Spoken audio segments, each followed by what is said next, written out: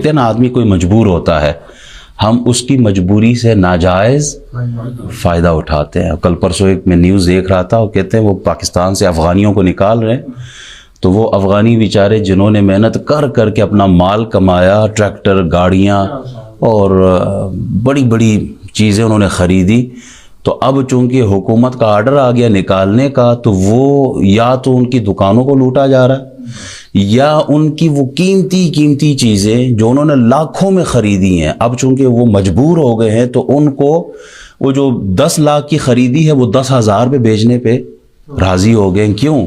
مجبوری ہے۔ تو ہم ناجائز فائدہ اٹھا رہے ہیں۔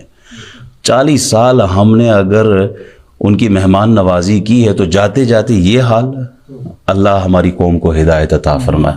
یہ کسی پر بھی جائز نہیں، چاہے وہ ایون اگر کوئی کافر بھی ہو تو بھی اس کے ساتھ ایسا کرنا جائز نہیں ہے۔ یہ ظلم ہے، ظلم کوئی بھی کرتا ہو وہ ظالم ہے، چاہے ہماری اپنی قوم ہی کیوں نہ انوالو ہو۔